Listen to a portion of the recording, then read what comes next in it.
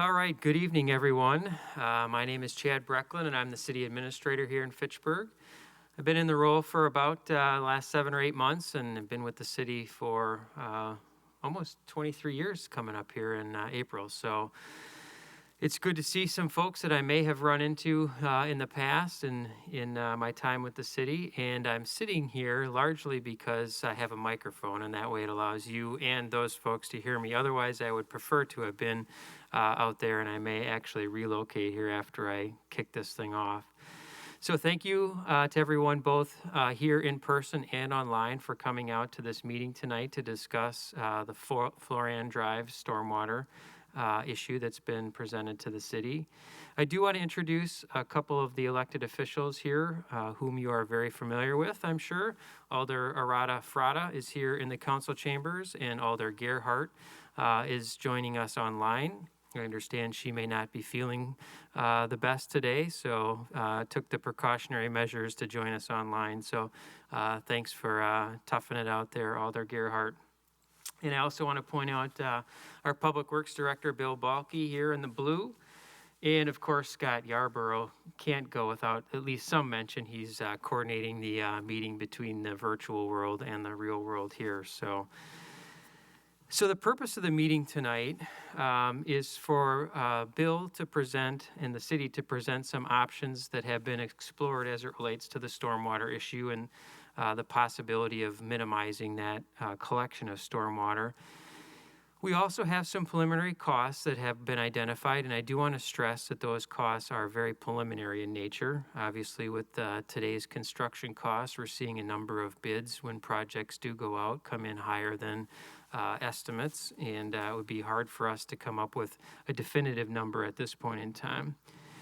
I also want to be clear that the options at this point in time also include not doing a project right now, and that no decisions by the city have been made on which of these options that Bill is about to discuss is potentially better than the other, or that the city intends to move forward with.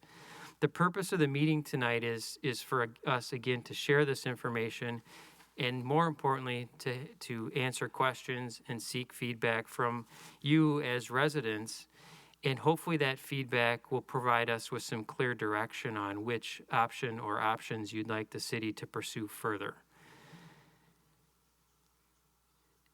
I would like to mention that after Bill's short presentation, there will be an opportunity for the questions and feedback and discussion portion. And with that in mind, I will turn it over to Bill. Mic on? We're on. We're good. Good evening, everyone, and thank you for coming out tonight and attending online. As Chad had mentioned, we just, over the past couple of months, we looked at some options, tried to identify the problems that might be existing in your neighborhood. And from my own perspective, came up with what I thought the problems were, but because you all are the experts there that live there every day and see it winter, spring, summer, and fall, needed your feedback on if I'm on the right track or not. I did come up with some possible solutions and some costs that are associated with those. And as Chad mentioned, possibly even doing nothing is still on the table. So tonight, what I wanted to try to go through, if I could get my screen to change here, we go. Just to go over the goals of the meeting. If we can do some problem identification and confirmation of what the problems are. That's what I'd primarily like to accomplish tonight. And if we need to go forward with identifying any solutions, we can do that at a future meeting. I just want to make sure that we understand what the problems are that we're trying to solve, and before we go forward with any possible solutions. But I kind of ran through the whole scenario in my head, in my own little bubble is how I saw it, and looking to expand from there. So I asked, what kind of problems do we need to solve out there? And from my perspective, I saw some ponding of water that was in the driveways in some low areas. I also saw that potentially during the summer that there could be continuous water running down there, which causes some algae accumulation, mosquitoes, and things like that. So how do we, want to address these couple of problems if that's what the problems really are? So I always ask myself, why? Why is it a problem? So if water's pooling in the curb, if that's one of the problems, for instance, why is it happening? Well, from what I saw out there were some utility trenches that got put in for the sewer, water, other utilities that settled the ground out. And why did that happen? Well, time, everything kind of compresses down, and we need to solve that problem by looking at providing better compaction over time. Sometimes the curbs are raised. Well, why is that? Well, the water gets under the curb, and in the spring it moves the ground around, and whenever you let that happen, it causes the curb to rise up too, and then so to try to solve a problem like that, you want to make sure that the drainage can get into the curb and it doesn't get under the curb and push things around. Sometimes the road is below the curb level, and where we've seen that issue is there's a lot of heavy trucks, like garbage trucks, that ride along the curb there, and they just compress that area. So future roads, maybe not the ones that were already built, but we design those so that the edge of the road near that curb is built up, so that it can support those heavier vehicles. So that was my slideshow.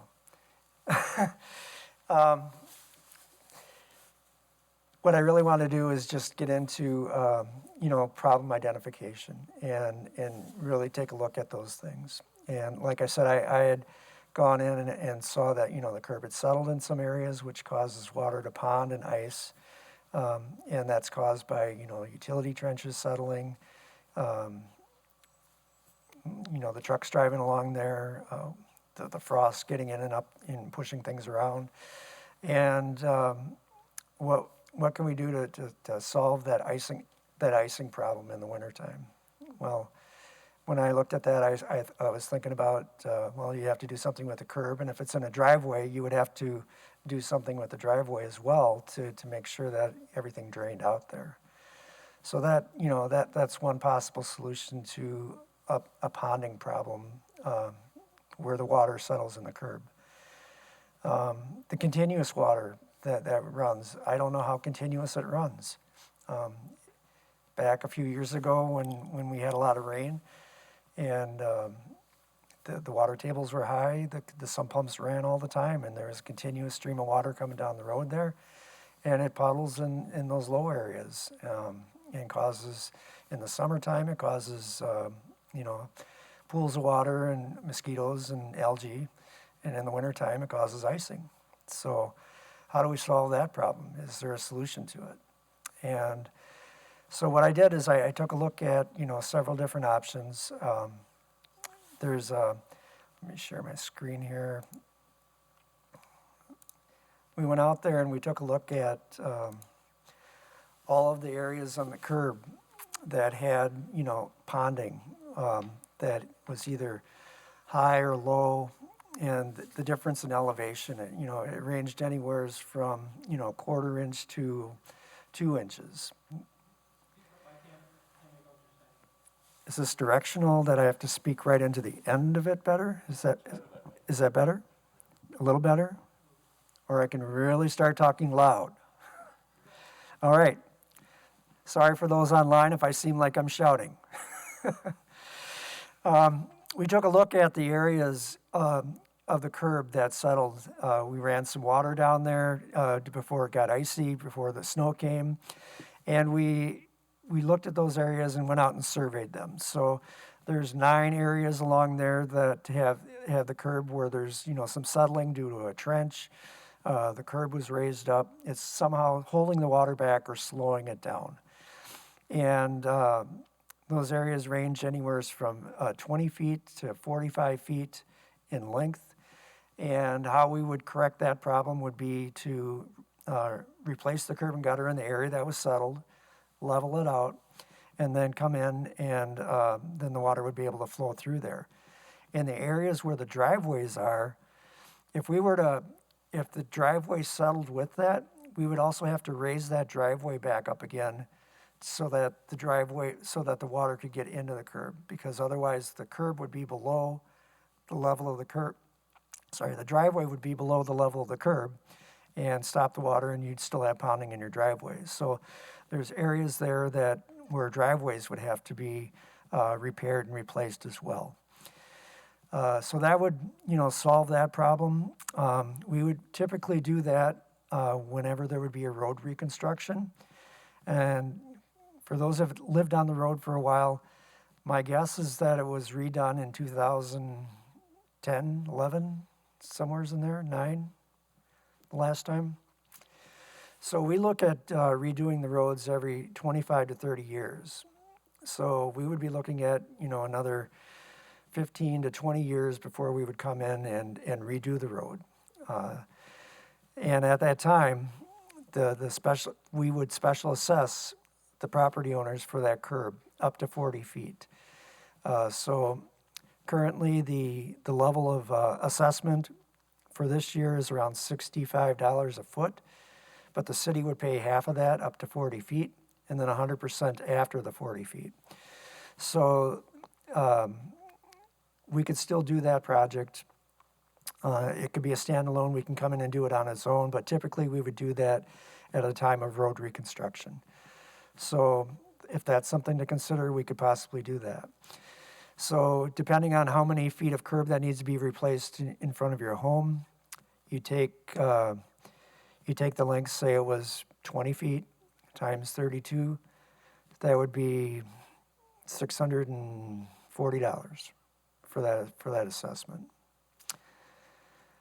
Plus 100% of the driveway cost if you have a driveway issue. So that area there is somewhere in the $12.50 to $13 range per square foot. If your typical driveway is 200 square feet, you'd be looking at $4,000. No, $2,000. Wait, I'm blanking here. $13 times 200 is $2,600. There we go. So those are some costs that could help, with the ponding and icing problems that we have in the road and the curb. To address the sump pump issue, that one is a little bit more difficult. We would have to run a pipe along the back of the curb, and as it's not really shown very well, but there's a green dotted line behind the reds there. I can zoom in a little bit.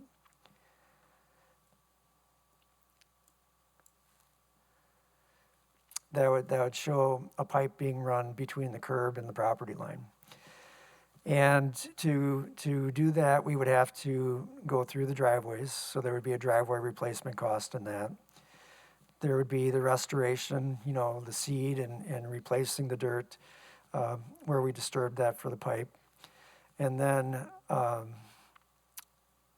there would also be a cost for the pipe itself. And when I ran the numbers for that, it ended up being about $62 a foot, which, depending on how many feet you have, typically the lots there are 95 feet. Let me share a different screen here. There we go.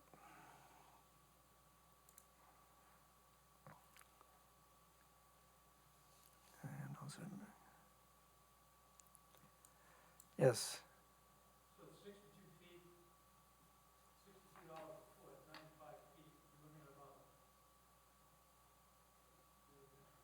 About $6,000. About $6,000. Yes. Yes.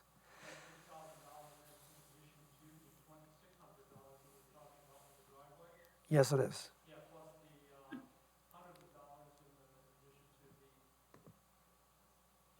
Yep.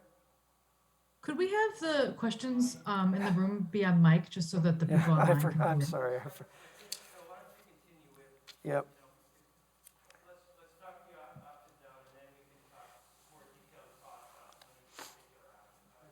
Sure. All right. So Scott reminded me with my little pink note here that we need to use the microphones when we're asking questions so that we can hear each other. And we'll go forward with that. So essentially what I had indicated before, curb replacement on its own, it's about $1,100 for a 35-foot section. And when I did if we're digging through a cost option, digging through with 855 feet of pipe and the connections that go along with that, it would end up being about $62 a foot. And as mentioned, if you have a 95-foot lot, it would be almost $6,000. We did look at another option for boring a pipe all the way under the curb or behind the curb. Essentially the same thing, except we're not digging up the driveways. We're not digging up your yard, except where there's utility crossings. And that cost is anywhere from, it would be about half of the cost of what it would be for for digging the pipe in. That's because you don't have the driveway cost, you don't have the restoration cost, and it would just essentially be the pipe cost for that project. So you're looking at, just for solving a sump pump issue, around $3,000 a lot possibly. And then, as I mentioned, the curb replacement would be in addition to that for the issues that you have for ponding in the street and the curb areas. So I guess looking at what the problems are, those are the problems that I saw, and just applying what I know to be some solutions to that to solve an icing problem or stagnant water, or getting the water off of the street so it doesn't get there. What would you suggest, or what other problems do we have out there that need addressing? So I'd open it up to that. To the microphone. Anybody has any additional problems other than what Bill has identified? If you wouldn't mind just moving up, you can see there's a couple of microphones, and you can at least share those additional observations that you may have related to problems with stormwater, so that Bill has an understanding of whether or not he's accurately assessed the problem. Yes, Bill, I have a question about the option number 3. Can you repeat that? Yes, we would hire, we would hire a contractor to come in, and they would set up at the bottom of the hill, and they would drill a pipe underground all the way to the end where we would need it. With that, it's called horizontal directional drilling, and you would not have the cost of the driveway restorations or the, digging up the yard and things like that. There's less disruption for the neighborhood and things like that. I was having a hard time getting any quotes from any local vendors to do that work without actually designing it and doing the work. But from what I've seen in other bids and other communities, it ranges anywhere from $18 to $44 a foot to put a 6-inch pipe in the ground. And it would only be for the sump pumps. It wouldn't be for the downspouts. It would just be the sporadic, on and off of the sump pumps along that area there.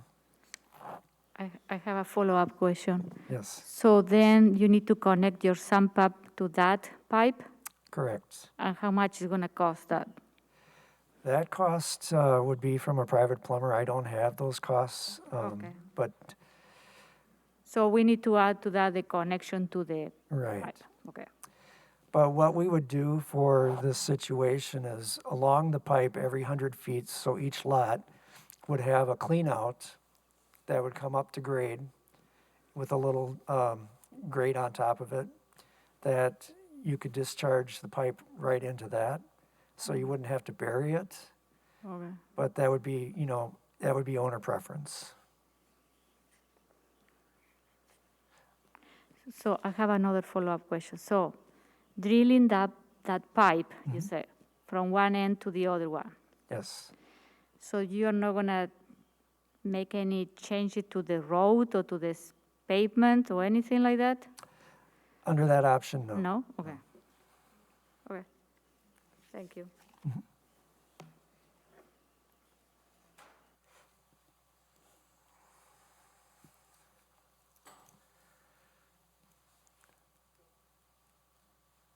Mr. Baki, Yes, sir. John Howe. I reside at 2778 Florann Drive. First residence around the corner off of Sherrill onto Florann. Has the city of Fitchburg contacted the residents at 5590 Sherrill?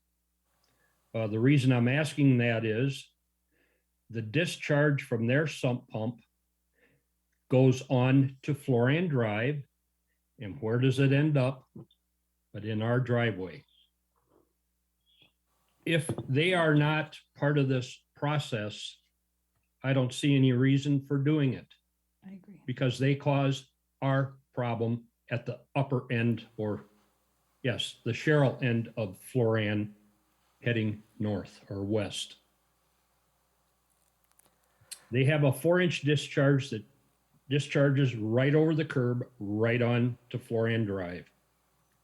And if they're not included in this, I don't see any reason why we should be. They need to be part of this. Yes, we did send letters to the owner. Unfortunately, we don't have an ordinance in place right now to require a connection to the city storm sewer. It would be on the owner. We would have to create an ordinance to do that. But we're still working with that property owner to make that connection. Okay. Then are we under the ordinance too? Are we under that same ordinance? A mandatory connection? No. Okay, so I wouldn't have to connect? Or do you require me to? We currently don't have an ordinance in place to require a connection. However, if I don't connect and you continue with the project, I would have to pay for the construction process in front of my home. Is that correct? We would leave the improvements such that you could either allow your pipe to discharge on the surface into that pipe, or you could bury it to connect underground. So What if you if have I discharge it? What if I discharge it to my backyard? that would be fine too. So then I wouldn't have to deal with connecting to the city's sump pump system. Correct.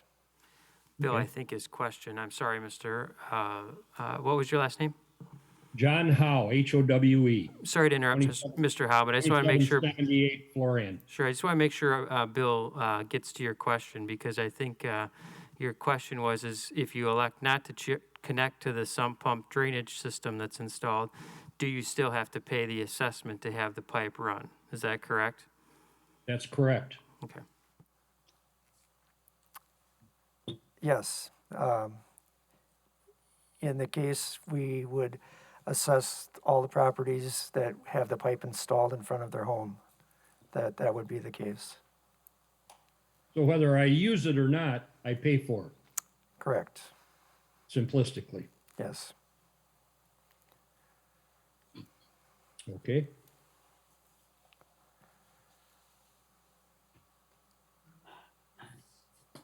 This looks good.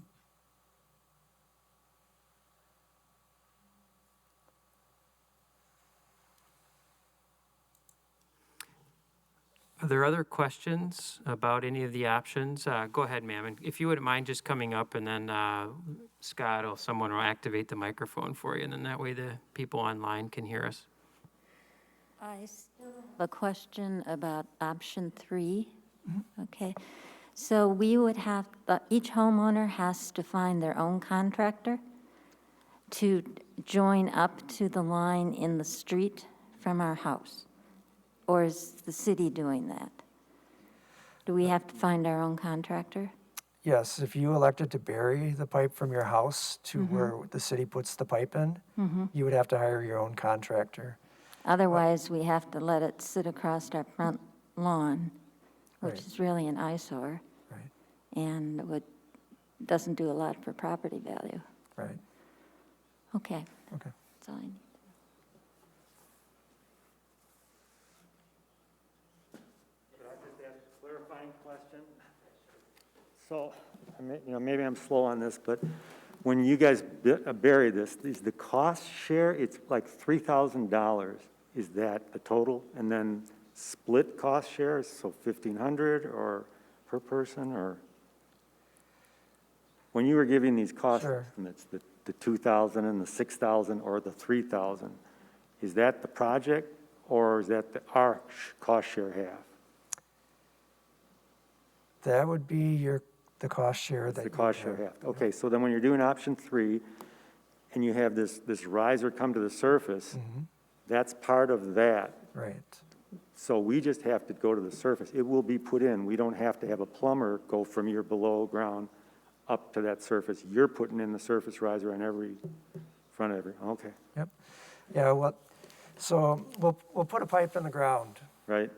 and then at each pipe, we'll bring one up to the surface. There'll be a little grate on top.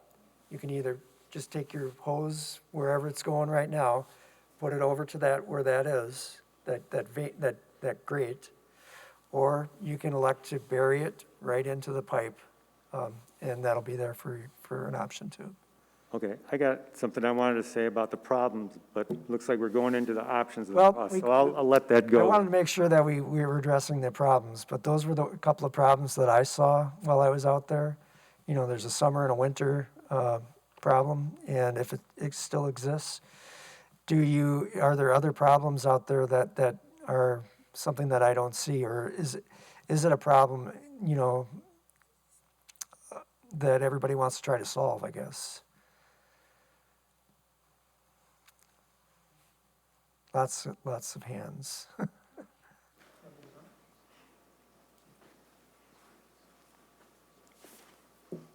Hi, Lindy Bass at 2788 Florann. In October, we brought a survey, and at that time, everybody said they did not want anything done. And I believe we're still in agreement about that when we've spoken to people the last several months. I don't think, in my opinion, I don't think people want to spend $3,000 for putting in a line. I don't think any of us feel like it's that large a problem. Which one? Eikenberries? Hi, thank you. Barb and Eric Eikenberry. We live at 2812 Jacqueline Drive, so we're down at the bottom end of Florann, just around the corner. And our sump does at times, we can put it either to empty out onto the end of Florann or onto Jacqueline. And we've never been having problems. It hasn't impacted our property.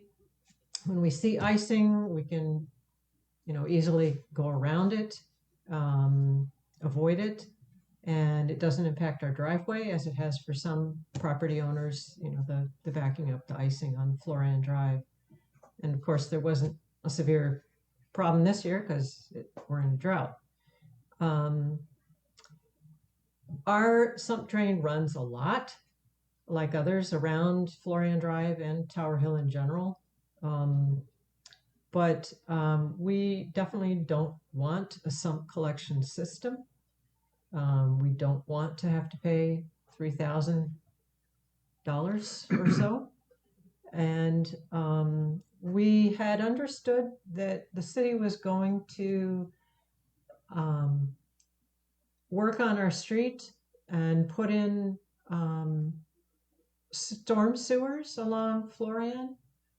And that it had been moved up from 2024 to this current year. And that would seem like it would solve the problem very nicely. And if that was done, would we have to have an assessment for that? Was anyone along Cheryl charged an assessment when they put in the storm drains, the storm sewers along Cheryl? The storm sewers that are along Cheryl, and those sewers really helped some of our problems on Jacqueline. As Barb said, we do have icing down at the bottom of Florann right as it turns into Jacqueline. It can be kind of wide, but there's a street light right there. We can see it. We can avoid it. Now, people who are unfamiliar and maybe just barreling down might skid on that. But it doesn't cross our driveway, and it doesn't affect us like some other people upstream where their driveway is, really, really blocked. It's a problem for people to get deliveries, mail and newspaper, Amazon. It can be a safety hazard for pedestrians and visitors. Yes, there's ice on our corner, but it doesn't affect us like some other people. So this tie-in seems too expensive for the problems that we are seeing.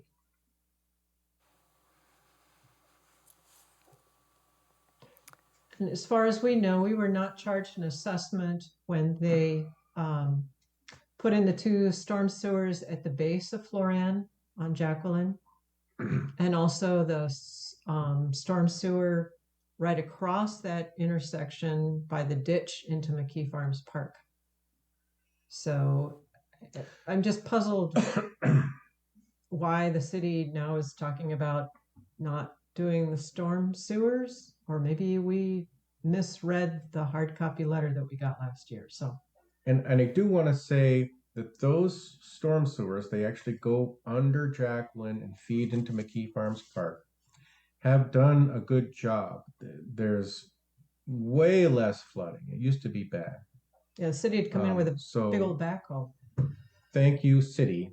Thank you, engineers. That was a help.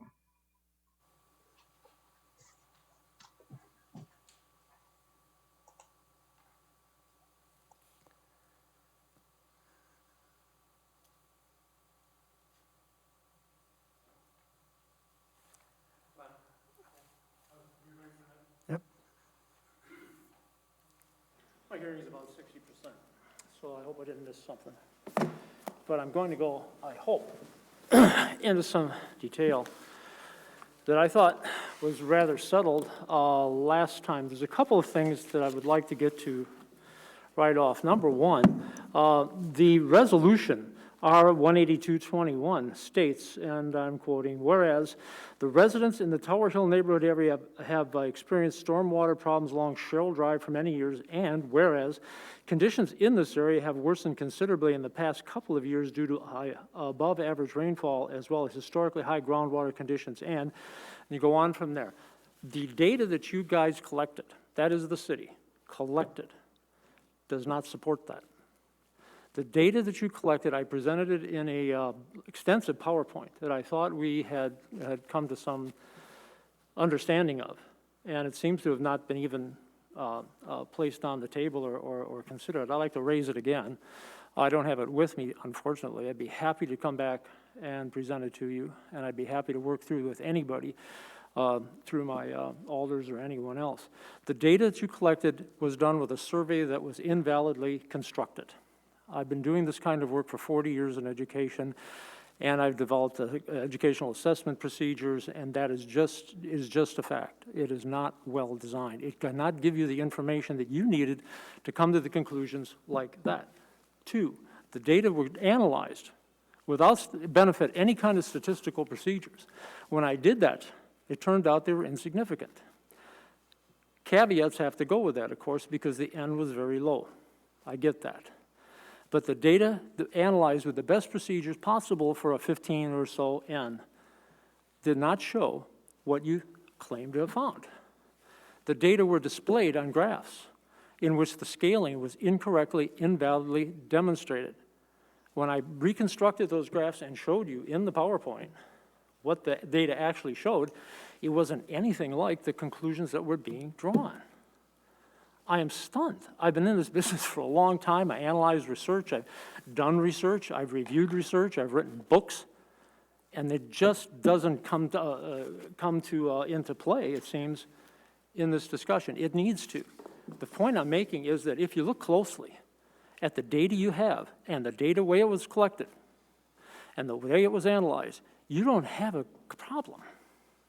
And if you go back and you ask the people on Florann, which we did, we asked everybody, does this problem rise to the level of a $5,000, $6,000, $7,000, $10,000 solution? The answer uniformly is no. What would you like to see done? Kill it. That's the answer we get. Most of the people, there may be somebody who's changed their mind or something, who answered the survey one way and now they're going to go another, I don't care. That's not the issue.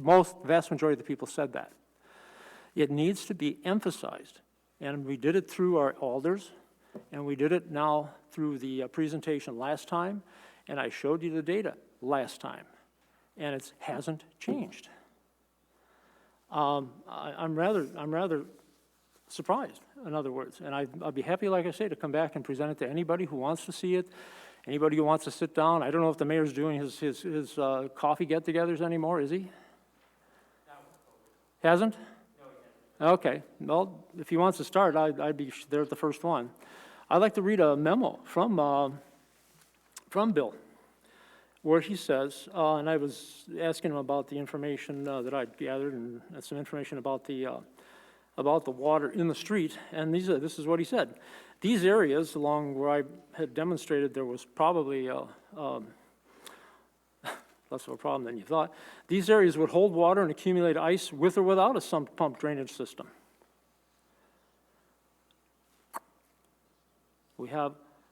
These areas would hold water and accumulate ice without a sump pump drainage system. Yet they haven't been collecting any ice and water. I put a leaf in my sump pump drainage pipe last October. It's still there. I have cobwebs in the well of the sump pump in my basement. I walk my dog every day down Florann for the specific purpose of seeing whether or not we've got problems. And we don't. We certainly don't have $5,000, $10,000 worth of problems. And I would like to suggest that we need to take a second look at that. The other thing I would like to point out is that the mayor has indicated on television, I'm doing some quoting here and I'll have to read, I'm sorry, that one of his first order of business, as he calls it, is affordable housing. We'd like to see more ownership opportunities, putting $8,000 and $10,000 worth of construction costs on the shoulders of 9 families, 9 homeowners along Florann, who are 7 out of the 9 are retired. 2 are young, and they're trying to struggle their way through this crazy economy. And that is not going to advance the position that I'm trying to help people who are in a retired state and have to worry about their home ownership. He talks about that in another place where he says, we are responsible for the retirement of thousands of people. He's talking about the state, of course, because he's running treasurer. I understand the importance of investing and having been saving for my retirement since the first day for the first real job I had. As mayor, I constantly have to balance the needs of the city with our financial limitations to make hard choices. Yeah, that's what we have to do. Retirement is being under attack here. This is not something that we wanted. It's not something that you've demonstrated a need for, empirically or otherwise. I would love to see good hydrologists come in personally. People who could take a look at the factors that are causing whatever problems may have happened. And I think what you'll find is that there aren't any problems. Do you have a season now and then when you're getting a water in there? Sure. Of course, you're going to get that. But we are not getting water in our basements like some people were in other parts of the city. And I don't think there's anybody who's had a problem with ice in their driveway is going to say, yeah, that's worth $5,000, $10,000 to me to get rid of that problem. I really believe that this needs to go back to the first step. Do we have a problem? And we need a good empirical analysis of that. And I don't see how that's going to be done with surveys that aggregate people with very different problems to start with across parts of the city where the water flows are very different and have different functions, and to put them together into the same pool and analyze that data as if that's a representative sample of individuals that you can then generalize to everyone. That is just mistaken from the start. I can't emphasize that. That's week one in my stats course. You can't do that. And to put the weight of $5,000, $10,000 worth of city structure on the shoulders of people on the basis of that kind of information is just wrong. It's just wrong. I think you need to go back, take a look, find out if there is a problem, what that problem is, fix it. Thank you.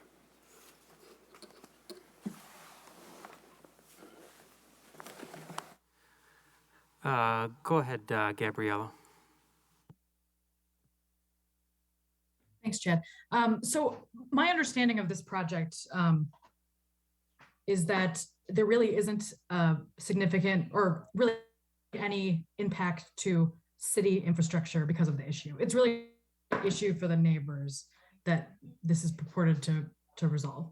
So because it has no city influence and it's a very regional problem, it's very clear. And my understanding is that this issue can be this project can be completely dropped with no issues and no reason why it can't be dropped. You said that up front, and I think it bears repeating, but I guess my question, and maybe we have to do some research, but what is the actual process for officially dropping the project so that if that's what the neighbors want, which it sounds very clearly like that's what they do, is there some sort of process, or is it just we sit at the end of the meeting and we say, we're not moving forward with the project, or do Alder Radafrada and I, should we put an amendment in for the CIP to remove the project from the CIP? Like, what is the process by which we put this project, eliminate this project from the to-do list? Well, I don't know if, Bill, if you're prepared to answer if we do nothing, if that is an acceptable option, and if it is, then certainly I think the best process to move forward with would be for an amendment during the CIP process to remove the project from the CIP schedule. That would seem to be the most appropriate option at this point. I can certainly confirm that with our finance director moving forward, if that's the direction that this is left from this meeting. And I guess I just want to just follow up with that, with if that's the process, and we should clarify that and let the neighbors know. But I am very willing, I mean, I can commit right now to drafting that amendment to the CIP for this, which is usually summertime. And I'm sure that, I can't speak for Alder Radafrada, but I'm confident that she could co-sign that for me. So just so the neighbors have an idea, we have to figure out the exact process, but I think we can, if it's very clear at the end of the meeting, which it seems like that's where it's saying that this is a completely off table for the neighbors, in your opinion, then I see no reason why we shouldn't move forward to officially eliminate the project from the city list use. Sure.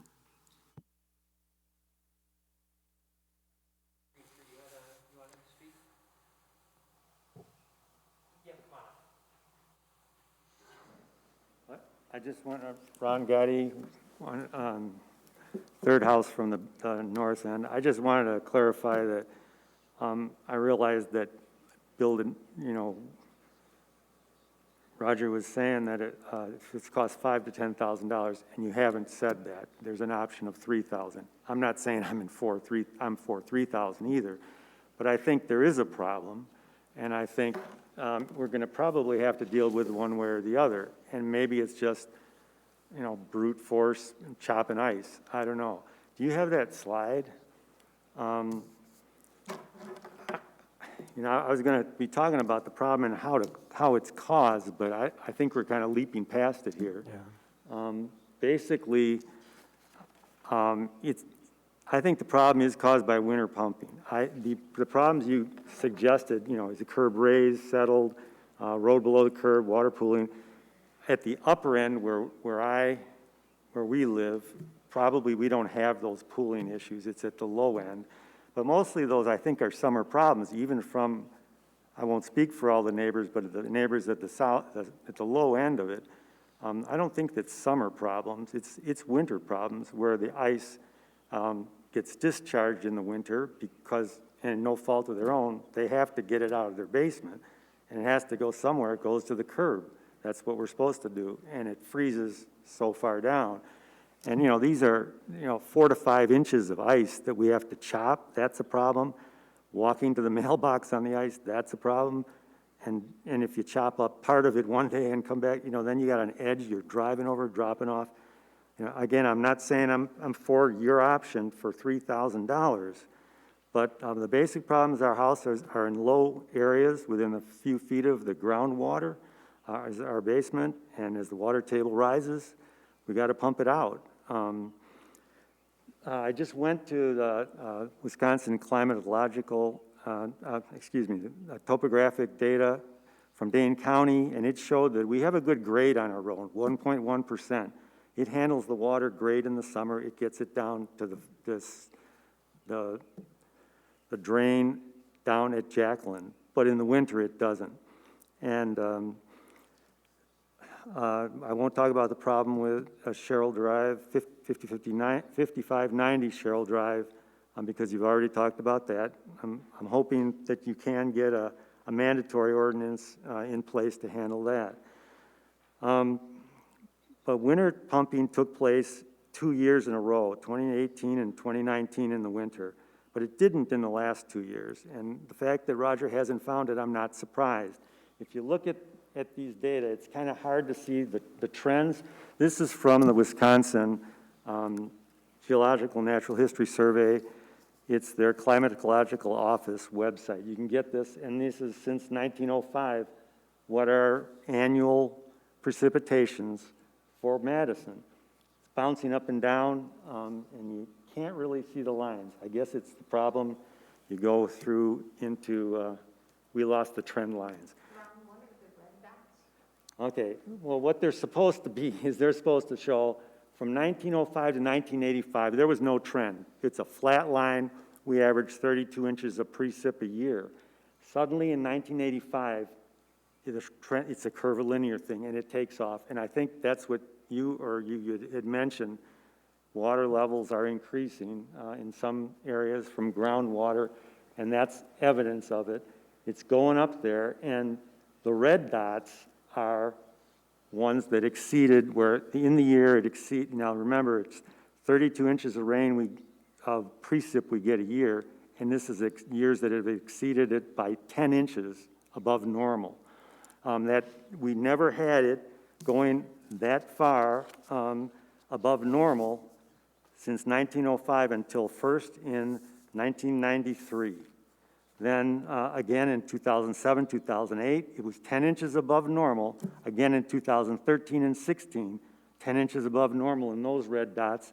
And again in 2018 and 2019. And those are the years we remember after the new pumps were put in, I think, on the block, and they pumped in the winter. The last 2 years, we haven't had any pumping. And you can hardly see the lines, but they're a very dry year last year, and the year before was it was a little wet, but not very wet. So in the last 10 years, 8 of those 10 years were above average precipitation, and 4 of those 10 years, it was more than 10 inches above precipitation. So my question to everybody here is, maybe we don't want to spend $3,000, but we got to keep in mind that this is a problem, and it's getting worse. It's going up. And I think it is a little more complicated. Roger said we need to have a real good hydrologic study. I agree with him. But it's more complicated than just annual precip to predict when we'll need to pump at winter on our block. It'll depend on when the precip falls during that year, if it's before the ice up, freeze up, or not. But these 2 wet years, 2018 and 19, were the years They coincided with winter pumping, and when they were followed by drier years, we didn't need the winter pumping. I don't think there's much question that it's the winter pumping that is causing the ice issue. Now, if we solve it by ourselves chopping, maybe that's it. You know, you might think, well, were these two most recent dry years, you know, just an anomaly, or are they showing it's going to reverse? I don't believe it's going to reverse. There's a lot of variation always around trend lines of anything, and I think these were just variations among the years. There's a 30-year trend of increasing precip.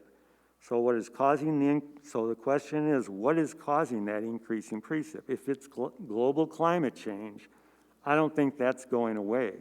I think it's in the likelihood that these dry years were just annual variation, and we'll see a return of very wet years and likely the need for more winter pumping. So I guess that's what I'm just trying to say, that we got to be honest with ourselves and say, okay, maybe this is too expensive, and you did give us the option to stop the project. I'm glad to hear that, and I'm probably leaning that way even with $3,000 cost.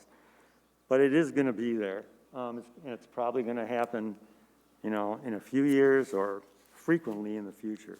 That's just my point. Because I thought we were talking about the problem mostly tonight. But I'm appreciative that you gave us some cost estimates, because we've been waiting on that for a long time. Sure. Thanks. Come on up, Roger. You can come up. Can I have that graph back? Sorry? Can I have the graph that was just up there back? Roger, can you grab one of the handheld mics in between? Yeah, there's a little switch on one side. You will stand. Switch. Working on it. This graph has the same problem as the one that was produced to you. Little switch on the side. It's kind of usually clear. There we go. That good?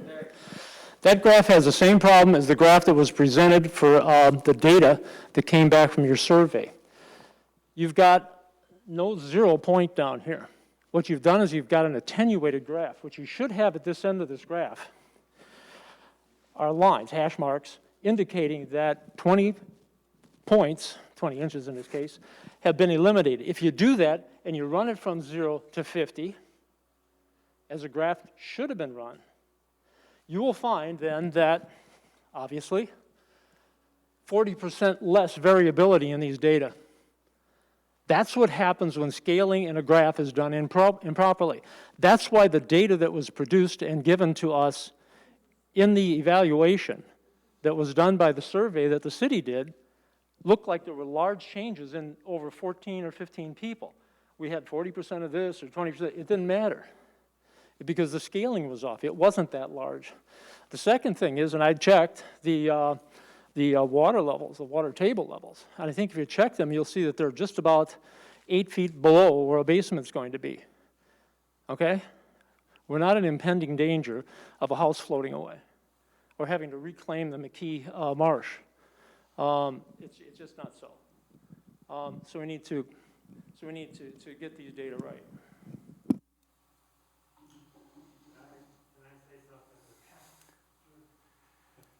Use the microphone switch.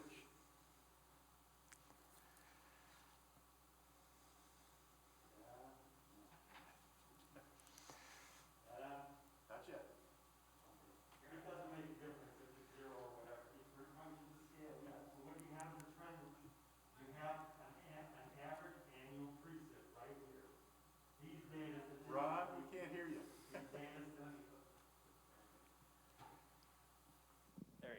The data statistically ask you, is there a trend line? And it says, no, there isn't. Whether it's it doesn't go down, Roger. No, it doesn't. No, it doesn't. The data themselves form the trend line in the statistical test. Is there a slope or not? And it says, it doesn't matter if you go way out there, way out there. You'll see it littler, and you'll see it, but what you'll still see through to 1985, it's a flat line that says no trend, 0 slope. All of a sudden here, it goes up like this, and it uses these individual data points to put put a trend line. There's variation around it, but the statistical test says yes, it is significantly different than 0, which means it's a positive slope in this case. So I recognize that there's a dispute here on the data, and I don't know exactly how fruitful it's going to be to try to wade through that argument this evening on the data. I understand, sir. Okay, so the fact of the matter is that that this is not necessarily going to get us any closer to a resolution this evening by us spending time debating data. What I would propose that we do at this point in time, does anybody have any other problem-related information or questions about the cost estimates? Yes, ma'am.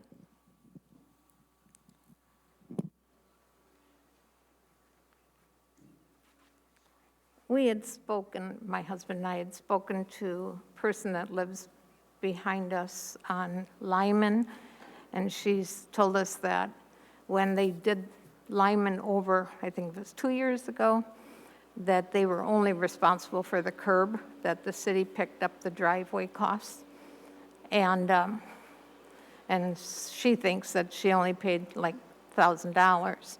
But, and she also said that everybody to the back of all of our homes, they're recommended by other neighbors to put their sump pump hose to the back of their house in the winter, even though they have new drainage on their street, throughout the street.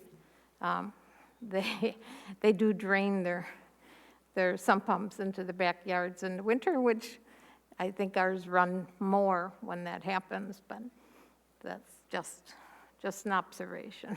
All right, thank you. But it was, you know, they didn't pay as much for that. So.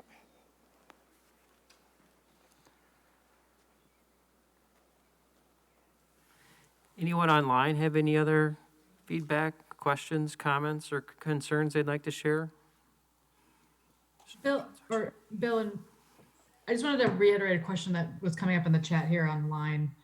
Could you just clarify when the road reconstruction would eventually happen for this road? Because and at that point, potentially there would be options, you know, redoing the curb and gutter, maybe adding storm sewer. I don't know what that would look like, but can you talk about what the process would be for the reconstruction of the road at some later date and what approximately that date is supposed to be? Sure.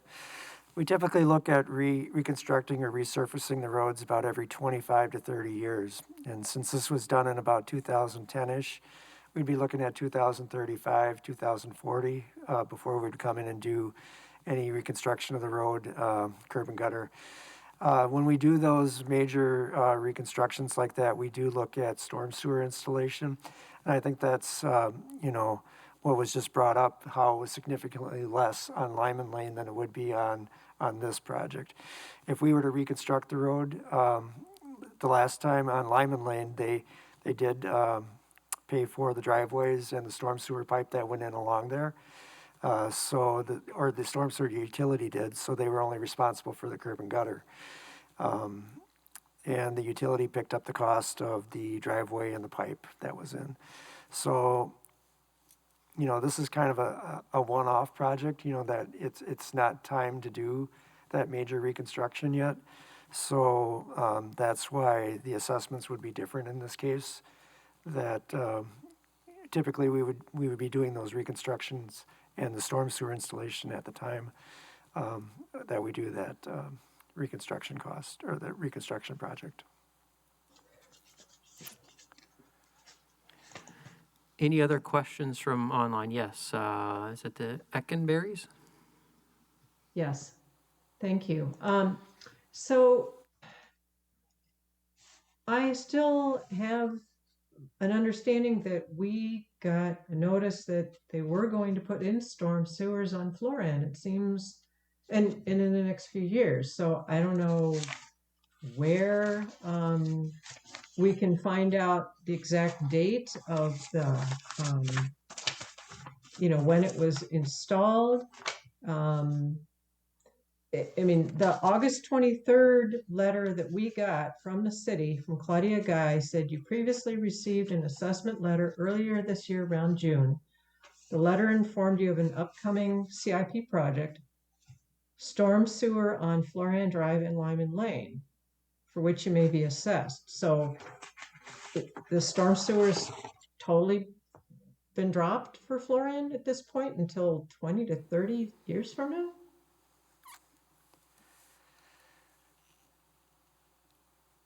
I think it's an option that would be on the table. I think I'd have to look at that in more detail on our policy. Okay. I think the reason for the notice was if the city elected to do the storm sewer, there could be an assessment associated with the storm sewer option. Why has it taken so many years to get storm sewers on these streets after Cheryl was done?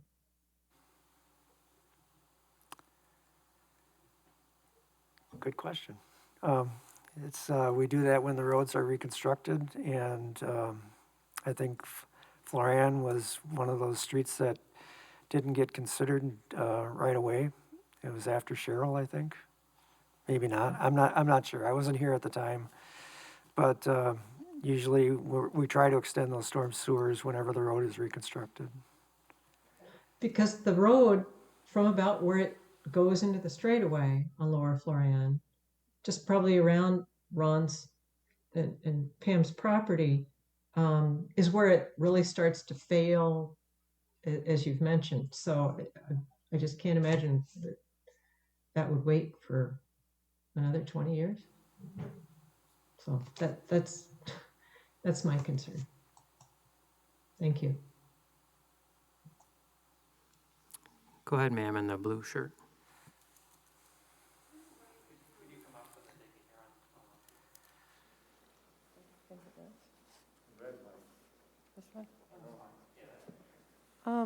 Is there a way to project something from this? You can't project it? No? Okay. What I have here is a printout of a GIS layer for your storm sewer lines that I got off of either here or the Dane County site. And it shows the storm sewer that they put in for Lyman Lane. And it ends at where the storm sewer is, the pipe that they put in. It's only on one side of Lyman Lane, and it goes over to that storm sewer, and then it ends. So the houses at the south end of Lyman Lane, did they have to pay for that if it ended at the storm sewer they put in when they redid the road? No. So when Florann gets redone in 20 years or whenever, if a storm sewer is put in mid-Florann Drive and there's a pipe that runs along in front of those houses to that storm sewer, the upper end of Florann, or the lower end, the southern end of Florann Drive, would they be charged for that if it would end right at that storm sewer? I mean, I can show you. Right. No, I understand what you're saying. The assessment policy would be that currently the utility would pay for the driveway removal and replacement and the pipe wherever it goes in the length extended through that area. Mm-hmm. So wherever it ends, it's the storm utility would pick that part up. And then if there was any costs associated with the curb replacement out in front, that's where the property owners would pay for that at the time. But yeah, it would only be, when it goes in with the road, only the assessment would be with the curb and gutter part of things. Yeah. So when the people at the southern end of Lyman Lane, they wouldn't have to pay for it because nothing happened to their property? Right. Okay. All right. Thank you.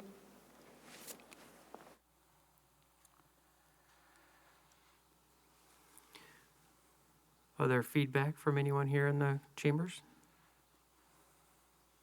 Other feedback from anyone here in the chambers? No? So my assessment of things is obviously this is a very complicated matter, without a doubt, and some are impacted more than others based on what I've heard. It seems to me as though most of the opinion is that nothing should be done at this point in time. And certainly, if anything is pursued, that more data collection and research and a better understanding or more fuller and complete understanding of the issues throughout the neighborhood would be appropriate. So I think at this point in time, it would be helpful if you feel comfortable in sharing kind of an indication of whether you'd like us to pursue options other than doing nothing, or if you'd like us to consider doing nothing at this point in time, so that that'll help city staff determine what the next steps should be and where they should spend their time and capacity on working on problems and solutions throughout the city. So I don't know if there's an easy way just to do a show of hands, so to speak, that would say, who supports doing nothing at this point in time as it relates to the projects on Florann?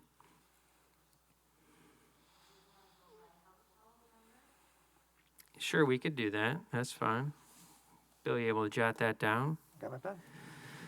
So nothing, if you could give your household number, your house address, if you support doing nothing at this point in time.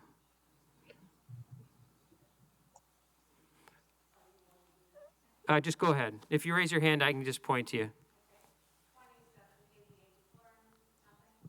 Okay. In the back? Okay. Anyone online support doing nothing? The house, your address, please? 2778. Thank you. Eckenberries? Your address? 2812 Jacqueline Drive. Thank you. And is it Badger? Is that the last name on the link there? That's correct. It's a real last name. It's not made up. 2790 is our house address for it. Thank you. It's a last name you can be proud of for sure in this area. Yeah, one I can never change, ever. Yes, sir. 2784 Florann? And that's nothing as well? Okay. And then, okay. So it sounds like, at least from the attendees, the situation right now is you would prefer nothing is pursued. Is that a correct assessment based on my read of the room? Yes, ma'am.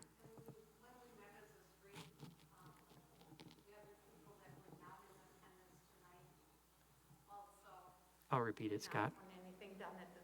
Okay. One of the audience members had mentioned that when there was a neighborhood meeting, an informal neighborhood meeting, that those in attendance at that meeting and not present tonight also had indicated a desire not to pursue any options at this point in time. Is that correct? Okay. So I think the next steps at this point in time is I can talk with Bill here after the meeting and also talk with other city staff, and then we can inform both alders, Arata Frada and Gerhart, as well as the neighborhood, on how this project could be either removed from the CIP or at least put on the shelf, so to speak, and potentially revisited at another time if the neighborhood and or city council felt it was appropriate to revisit the situation. Does that sound agreeable to those in attendance? Okay.